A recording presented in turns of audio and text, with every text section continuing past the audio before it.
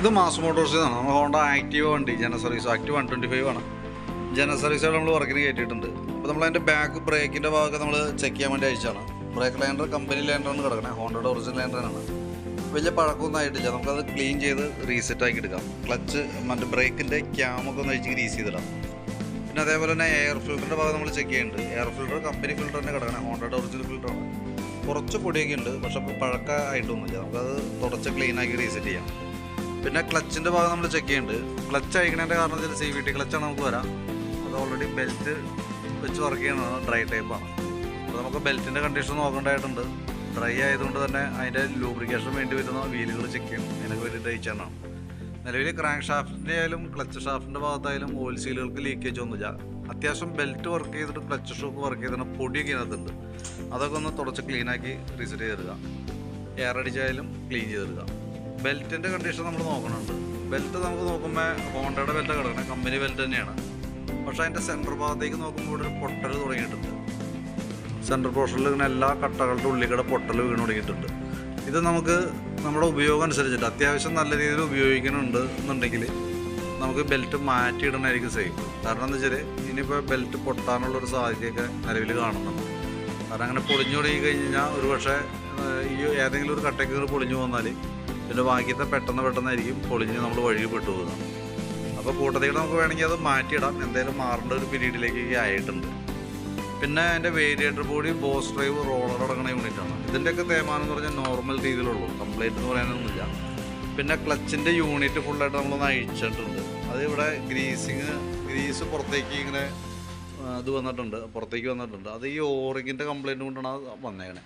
അപ്പോൾ ആ ഓറിങ് രണ്ടെണ്ണം മാറ്റിയിട്ടതിന് ശേഷം ആ വീലൊക്കെ ഒന്ന് ക്ലീൻ ചെയ്ത് റീസെറ്റ് ചെയ്യാം. കാരണം ആ ഗ്രീസ് പുറത്ത് വരാൻ പാടില്ല ശരിക്കും. അങ്ങനെ വരുമ്പോഴത്തേക്ക് നമുക്ക് ക്ലച്ച് ഔട്ടറിലേക്ക് വരും. വണ്ടിക്ക് ജർക്കിങ്, വൈബ്രേഷൻ, ക്ലച്ച് പിടിക്കാത്തൊരു കണ്ടീഷൻ അങ്ങനെയൊക്കെ വരും. അതില്ലാതിരിക്കാനായിട്ട് അതുകൂടി ഒന്ന് ക്ലീൻ ചെയ്ത് ആ ഓറിങ്ങൊക്കെ ഒന്ന് മാറ്റി നമുക്ക് റീസെറ്റ് ചെയ്യണം. പിന്നെ അതേപോലെ നമുക്ക് അതിൻ്റെ ചോക്കിൻ്റെ കേബിള് നമ്മൾ ചെക്ക് ചെയ്യുന്നുണ്ട്. വർക്കിങ്ങൊക്കെ നിലവിൽ ഓക്കെയാണ്. ആക്സിലേറ്റർ കേബിളിൻ്റെ ഭാഗം നമ്മൾ നോക്കുമ്പോൾ ആക്സിലേറ്റർ കേബിള് സാധാരണയിൽ കൂടുതൽ ടൈറ്റ് കാണുന്നുണ്ട്. അതായത് നമ്മൾ ഇത്ര ബലം പിടിച്ചൊന്നും ഓടിക്കേണ്ട ആവശ്യമില്ല. കാരണം ഇതിപ്പോൾ നല്ലോണം ബലം കൊടുത്താലാണ് നമുക്ക് ആക്സിലേറ്റർ കൊടുത്ത് പിടിക്കണം. നമുക്ക് കൈയൊക്കെ കുറേ നേരം അങ്ങനെ പിടിച്ചിരിക്കുമ്പോൾ കൈയൊക്കെ വേദന എടുക്കും. അമ്മാതിരി ടൈറ്റ് കാണിക്കുന്നുണ്ട്. അത് നമുക്ക് കേബിൾ മാറ്റിയിടാനാണ് പറ്റുള്ളൂ. അതേപോലെ തന്നെ എൻജിൻ റൂമിൻ്റെ ഉൾഭാഗമാണ്. അത് അത്യാവശ്യം നല്ല രീതിയിൽ തന്നെ അഴുക്കുണ്ട്, ചെറിയ കാര്യങ്ങളൊക്കെ ഉണ്ട്. വാട്ടർ സർവീസ് പറഞ്ഞിട്ടുണ്ട്. അപ്പോൾ നമുക്ക് ശരിക്കും പറഞ്ഞാൽ അത് ഈ രീതിയിൽ തന്നെ ഒന്ന് അഴിച്ചിട്ട് വാഷ് ചെയ്യണമെങ്കിൽ അതാണ് കുറച്ചുകൂടി നല്ലത്. ബോഡി കയറിനേക്കാളും മുമ്പ് ഈ കണ്ടീഷനിൽ തന്നെ ഈ ചെളിയൊക്കെ ഒന്ന് അടിച്ച് ക്ലീനാക്കി കളഞ്ഞിട്ട് ഇതിവിടെ ഒരു ഫ്ലാപ്പ് പൊട്ടിപ്പോയിട്ടുണ്ട്. അതാണ് ഇത്രയും ചെളി ഇങ്ങോട്ട് കയറാൻ കാരണം. ഇതിവിടുത്തെ ഈ ഫ്ലാപ്പ്, അതായത് ബാക്ക് വീലുമേന്ന് വന്ന ചെളിയാണെങ്കിൽ ഈ ഭാഗത്തേക്ക് വരാം.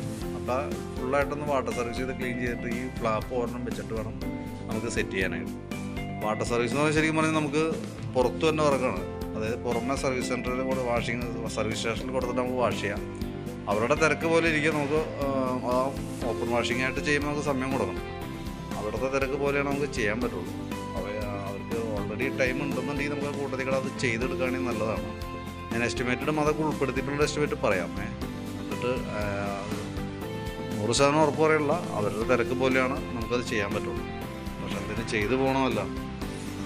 പിന്നെ ഫ്രണ്ട് ഭാഗത്തേക്ക് വരുമ്പോഴത്തേക്ക് നമുക്ക് ഫ്രണ്ട് ബ്രേക്കൊക്കെ നമുക്കൊന്ന് അഴിച്ച് ക്ലീനിങ് നടത്തി ക്യാമൊക്കെ ഒന്ന് ഗ്രീസ് ചെയ്യും. ഇപ്പോൾ ബാക്ക് വീൽ അഴിച്ച് നിർത്തിയാണ്. അതിന് ശേഷം നമ്മൾ ഫ്രണ്ട് കൂടി അഴിക്കും. പിന്നെ ഫ്രണ്ട് ടയറൊക്കെ നമുക്ക് മാറുന്ന ടൈം ആയിട്ടുണ്ട്. ശരിക്കും പറഞ്ഞാൽ ഈ സൈഡൊന്നും പിടുത്തില്ല. അതിൻ്റേതായിട്ടൊരു പാളൽ വണ്ടി ഓടിക്കുമ്പോൾ കാണുന്നുമുണ്ട്. ടയർ മാർനേഴ്സ് പറഞ്ഞിട്ടുണ്ട്. അപ്പോൾ കൂട്ടത്തിൽ നമുക്കത് ചേഞ്ച് ചെയ്തിടാം. പിന്നെ നമുക്ക് അതിൻ്റെ ബാറ്ററി ഇരിക്കുന്നത് 2020 മോഡൽ ബാറ്ററിയാണ്. വണ്ടി ഇപ്പോൾ നിലവിൽ സെൽഫൊക്കെ അടിക്കുന്നുണ്ട്. പക്ഷെ എന്നാലും കൂടി നമ്മൾ ബാറ്ററി നമ്മളൊന്ന് ചെക്ക് ചെയ്ത് നോക്കുമ്പോണ്ടല്ലോ, അതിനകത്ത് ഓൾറെഡി ബാറ്ററി കംപ്ലൈൻ്റ് ആയിട്ട് കാണിക്കാം. ഞാനൊന്ന് കാണിച്ചു തരാം. അതിൻ്റെ വോൾട്ട് നോക്കുമ്പോൾ നമുക്ക് 12.80 ആ റേഞ്ചിൽ കിട്ടുന്നുണ്ട്. അതായത് 12.5 വോൾട്ട് എന്ന് പറയാം. 12.5 വോൾട്ട് അത്യാവശ്യം നല്ല ഇതായിട്ട് കാണിക്കണേ. നമുക്ക് ബാറ്ററി ടെസ്റ്റിലേക്ക് കൊടുക്കുമ്പോൾ കണ്ടോ ഇവിടെ കംപ്ലൈൻ്റ് ആയിട്ട് കാണിക്കാം, പോയ ബാറ്ററി ആയിട്ട് കാണിക്കും. 2020 മോഡലാണ്. 4 വർഷം എന്തായാലും കഴിഞ്ഞിട്ടുണ്ട്. ഇത് 5ാം കൊല്ലമാണ്. അപ്പോൾ സ്വാഭാവികമായിട്ട് നമുക്ക് ബാറ്ററിയുടെ കംപ്ലൈൻറ്റ് പ്രതീക്ഷിക്കാം. അപ്പോൾ ഈ ഒരു ചെക്ക് ചെയ്യുന്ന സമയത്ത് കംപ്ലൈൻറ്റ് കാണിക്കുന്നുണ്ട്. പക്ഷേ വണ്ടി സെൽഫ് ഇപ്പോൾ എടുക്കണമുണ്ട്. അപ്പോൾ എപ്പോൾ വേണമെങ്കിലും സെൽഫിൻ്റെ കംപ്ലൈൻറ്റ് കാണിക്കാം. സെൽഫിൻ്റെ കംപ്ലൈൻറ്റ് കാണിച്ചു കഴിഞ്ഞാൽ മനസ്സിലാക്കാം ഓൾറെഡി ബാറ്ററിയാണ് മെയിനായിട്ടുള്ള പ്രോബ്ലം എന്നുള്ളത് മനസ്സിലാക്കാം. കംപ്ലൈൻറ്റ് കാണിച്ചിട്ട് മാറ്റിയാൽ മതി. ഞാനിപ്പോൾ ജസ്റ്റ് ചെക്ക് ചെയ്യുന്ന സമയത്ത് വാല്യൂസ് കാണിക്കുന്ന അതിൻ്റെ റിസൾട്ട് ഫെയിൽഡ് ആയതുകൊണ്ട് കാണിച്ചു പറഞ്ഞു. പിന്നെ നമുക്ക് ഈ ഭാഗത്തേക്ക് ശരിക്കും സ്പാർക്ക് പ്ലഗും കൂടി നമ്മളൊന്ന് അഴിച്ച് ക്ലീൻ ചെയ്യേണ്ടതാണ്. പക്ഷേ പ്ലഗ് നമ്മൾ അഴിക്കാനായിട്ട് നോക്കുമ്പോൾ നല്ല രീതിയിൽ ടൈറ്റ് കാണിക്കുന്നുണ്ട്. അതായത് എഞ്ചിൻ ഹെഡിൻ്റെ ഭാഗമായിരിക്കണമാണ് പ്ലഗ്. എഞ്ചിൻ ഹെഡിൻ്റെ ഭാഗം ശരിക്കും അതിൻ്റെ ഉള്ളിൽ ഫയറിങ് നടക്കുമ്പോൾ നല്ല രീതിയിൽ ചൂടാവും. അപ്പോൾ ചില കേസിൽ ഇൻ കേസ് അങ്ങനെ സംഭവിക്കാറുണ്ട്. അപ്പോൾ നിലവിലിപ്പോൾ നമുക്ക് സ്റ്റാർട്ടിങ് സംബന്ധമായിട്ടുള്ള കംപ്ലയിൻ്റ് ഒന്നും ഇല്ല. അപ്പോൾ തൽക്കാലം അത് അങ്ങനെ തന്നെ നിലനിർത്തിയേക്കാണ്. കാരണം വെച്ചാൽ അത് അഴിക്കുമ്പോൾ ഒരു പക്ഷേ ചിലപ്പോൾ ഒടിഞ്ഞു പോകാനായിട്ടുള്ള സാധ്യതയുണ്ട്. നമ്മൾ ഒരുപാട് ബലം പിടിച്ച് അഴിച്ചാൽ ചിലപ്പോൾ അത് പൊട്ടിപ്പോരാനുള്ള സാധ്യതയുണ്ട്. അങ്ങനെ വന്നു കഴിഞ്ഞാൽ പിന്നെ നമ്മളത് ഈ ഹെഡിൻ്റെ ഭാഗം ഇളക്കി ലെയ്ത്തിലൊക്കെ കൊടുത്ത് ചെയ്ത് താമസം വന്ന പരിപാടിയാണ്. എന്തായാലും നമുക്കിപ്പോൾ നിലവിൽ സ്റ്റാർട്ടിങ് സംബന്ധമായിട്ടുള്ള കംപ്ലയിൻറ്റോ മിസ്സിങ്ങോ കാര്യങ്ങളൊന്നും ഇല്ലാത്തത് കൊണ്ട് തന്നെ തൽക്കാലം ആ രീതിയിൽ നിൽക്കട്ടെ. എന്തെങ്കിലും ഒരു കംപ്ലയിൻറ്റ് കാണിക്കുമ്പോൾ ആ ടൈമിൽ നമുക്ക് അഴിച്ച് മാറ്റുന്നതായിരിക്കും. എന്തെങ്കിലും സ്റ്റാർട്ടിങ് കംപ്ലയിൻറ്റ് കാണിച്ചാൽ നമുക്കത് അഴിക്കാണ്ട് മാർഗ്ഗമില്ല. അഴിക്കേണ്ട സമയത്ത് ഇപ്പോൾ പൊട്ടിയാൽ പോലും നമുക്കത് ആ രീതിയിൽ ക്ലിയർ ചെയ്യണമായിരിക്കും കുറച്ചുകൂടി പറ്റും. അപ്പോൾ തൽക്കാലം നമ്മളിപ്പോൾ അത് അങ്ങനെ തന്നെ നിലനിർത്തിയേക്കാണ്. അങ്ങനെ ഒരു പ്രോബ്ലം നിലവിലുണ്ട്. പിന്നെ അതേപോലെ തന്നെ ഈ സെക്കൻഡറി ഫിൽറ്റർ യൂണിറ്റ് എന്ന് പറയുമ്പോൾ എയർ ഫിൽറ്ററിൻ്റെ തന്നെ ഒരു സെക്കൻഡറി ഫിൽറ്ററാണ് വരാം. അത് സ്പോഞ്ച് ടൈപ്പ് തന്നെ, ഫോം ടൈപ്പ്. അത് ശരിക്കും പറഞ്ഞാൽ പൊടിഞ്ഞൊടുങ്ങിയിട്ടുണ്ട്. അപ്പോൾ അതും കൂടി നമ്മൾ ചേഞ്ച് ചെയ്തിടുന്നുണ്ട്. അതേപോലെ തന്നെ എൻജിൻ ഓയിൽ മാറുന്നുണ്ട്. ഓയിൽ ചേഞ്ചിൻ്റെ ടൈം ആയിട്ടുണ്ട്. ഓയിൽ ചേഞ്ച് ഏകദേശം കളർ നമുക്കും അറിയാം ഈ ഒരു അവസ്ഥയിലേക്ക് എത്തിയിട്ടുണ്ട്. പിന്നെ അതേപോലെ തന്നെ നമ്മളിപ്പോൾ കയറ്റി നോക്കുമ്പോൾ ഈ സൈലൻസറിൻ്റെ മുകളിലുള്ള ഈ പ്രൊട്ടക്ടർ ഉണ്ടല്ലോ, ഇത് ഓൾറെഡി ഈ സൈഡിൽ നിന്ന് ബോൾട്ട് കട്ടായി പോയിട്ട് ഇങ്ങനെ ആടി കളിക്കുന്നുണ്ട്. ഐറ്റം ഉണ്ടോയെന്നോ അവിടെ ഉണ്ടെന്നുണ്ടെങ്കിൽ കൂട്ടത്തേക്കിട്ട് ഇതും കൂടി മാറ്റണം. വലിയ കോസ്റ്റ്ലി ഒന്നും അല്ല. കാരണം ഇത് നമുക്ക് ശരിക്കും പറഞ്ഞൊരു പ്രൊട്ടക്റ്റീവ് ഗാർഡാണ്. ഹീറ്റ് പെട്ടെന്ന് കയ്യോ കാലൊന്നും അത് ശരിക്കും പറഞ്ഞ ഈ ഭാഗത്തുനിന്ന് കാലിനൊന്നും ടച്ച് ആവാണ്ടിരിക്കാൻ വേണ്ടി വെച്ചാൽ അത് പ്രൊട്ടക്റ്ററാണ്. ഉണ്ടെന്നുണ്ടെങ്കിൽ നമുക്ക് അതും കൂടി ഒന്ന് ക്ലിയർ ചെയ്തിടാം കേട്ടോ.